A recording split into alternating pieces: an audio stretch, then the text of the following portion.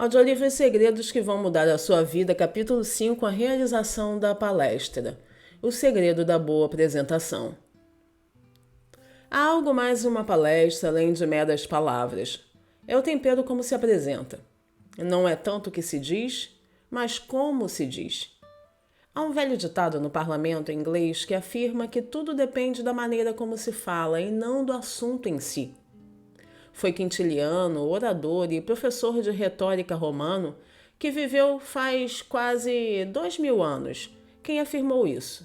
Há muito tempo, quando a Inglaterra era uma das colônias mais afastadas de Roma.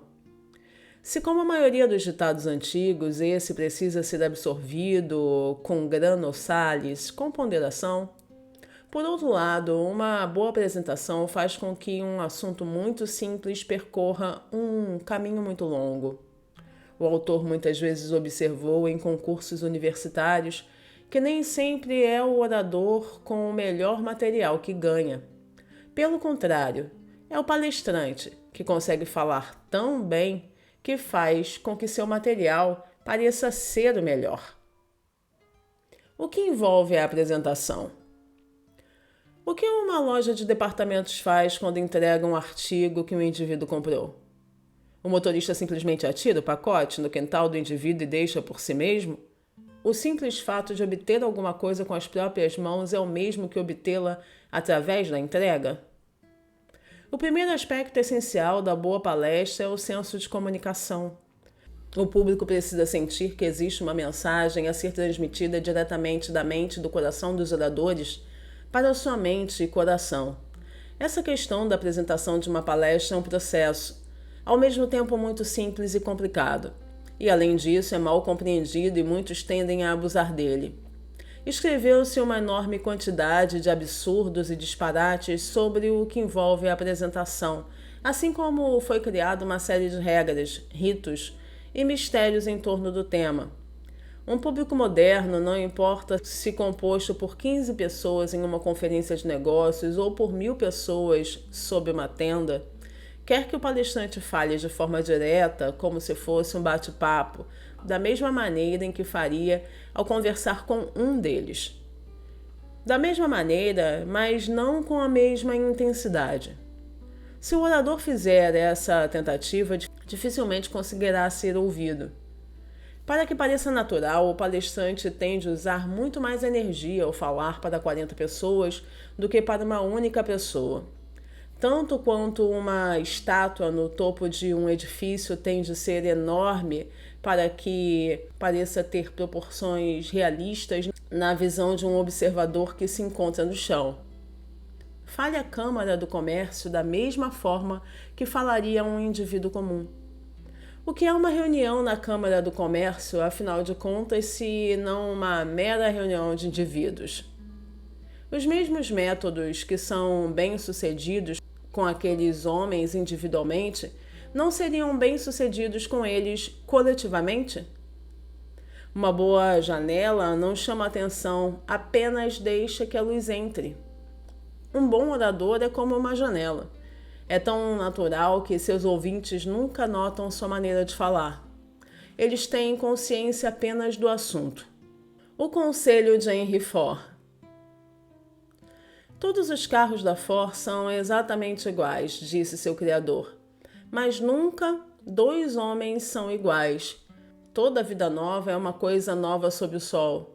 Nunca houve nada igual antes e nunca haverá novamente. Um jovem tem que ter essa ideia sobre si mesmo. Deve buscar a centelha única de individualidade que o faz diferente dos outros e desenvolvê-la da melhor forma possível. A sociedade e as escolas podem tentar tirar isso dele, uma vez que a tendência dessas entidades é colocar todos os indivíduos no mesmo molde, mas aconselho que não deixem a centelha se perder, pois é a única real reivindicação da importância do indivíduo. Tudo isso é duplamente verdadeiro quando se trata de falar em público. Não há nenhum único ser humano no mundo igual ao outro. Embora milhões de pessoas tenham 2 olhos, um nariz e uma boca, nenhuma delas se parece exatamente igual às outras, e nenhuma tem exatamente os mesmos traços, métodos e características da mente que as outras.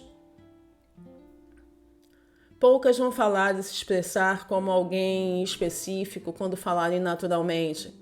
Em outras palavras, cada indivíduo tem uma individualidade. Para o palestrante, esse é o bem mais precioso. Apegue-se a ele, estime-o, desenvolva-o. É a centelha que vai imprimir força e sinceridade na maneira de falar e se expressar. É a única real reivindicação de importância do indivíduo. É uma orientação fácil de dar, mas é fácil de seguir? Enfaticamente falando, não. É preciso praticar para ser natural diante de uma plateia. Os atores sabem disso. Qualquer indivíduo, quando criança, com cerca de 4 anos de idade, provavelmente montou um palco e recitou naturalmente para uma plateia. Mas quando se tem 24 ou 44 anos, o que acontece se montar um palco e começar a falar? Será que a pessoa vai reter aquela naturalidade inconsciente de quando tinha 4 anos? Pode até ser, mas é de se apostar que muitos vão ficar rígidos e agir artificialmente e mecanicamente, além de recuar como uma tartaruga. O problema de ensinar ou treinar pessoas a se expressar não é tanto a sobreposição de características adicionais, e sim a remoção de impedimentos de modo a libertá-las e fazê-las falar com a mesma naturalidade como se aprendessem a caminhar. O autor por várias vezes parou os oradores no meio de suas falas para implorar que eles falassem como seres humanos.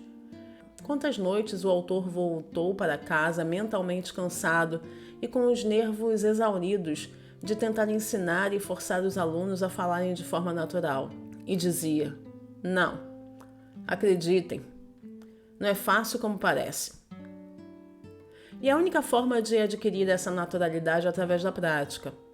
E à medida que pratica, se o palestrante perceber que está falando de uma maneira afetada, deve parar e dizer para si mesmo mentalmente: ei, o que há de errado? Atenção, seja humano. Em seguida, deve pegar um espectador na plateia, alguém sentado ao fundo, que esteja com aspecto de tédio, e falar com ele. Esqueça que existem outras pessoas presentes, converse com ele. Imagine que esse espectador tenha feito uma pergunta e responda. Se ele se levantasse e falasse com o palestrante e este respondesse, o processo tornaria sua fala imediata e, inevitavelmente, mais coloquial, natural e direta. Portanto, é exatamente isso que o palestrante deve imaginar. O palestrante pode até fazer perguntas e respondê-las. Por exemplo, no meio da fala pode dizer: e você pode perguntar: que provas eu tenho do que acabei de afirmar? Tem uma prova adequada, que é, em seguida, dê a resposta para a questão imaginária. Esse método pode ser aplicado de forma bastante natural. Vai quebrar a monotonia da apresentação, além de torná-la direta, agradável e coloquial. A sinceridade, o entusiasmo e a seriedade elevada também ajudam no desempenho duradouro. Quando o indivíduo está sob a influência de seus sentimentos, seu verdadeiro eu vem à tona. O calor das emoções derruba todas as barreiras. Ele age espontaneamente, fala espontaneamente e, portanto, fica mais natural. Por isso, no fim, mesmo essa questão da maneira como o indivíduo se apresenta volta a frisar o que já foi enfatizado repetidamente nessas páginas, isto é, que é necessário colocar o coração no discurso. Esse é o segredo. Apesar de o autor saber que os conselhos como esse não são populares, parecem vagos, soam indefinidos, o aluno mediano quer regras infalíveis, algo definitivo. Soam indefinidos, algo que seja ao alcance de suas mãos, regras tão precisas quanto as instruções para dirigir um carro. É isso que o aluno quer. É o que o autor gostaria de dar a ele. Seria fácil para o aluno, seria fácil para o autor. Essas regras existem e há apenas um pequeno detalhe de errado com elas. Não funcionam.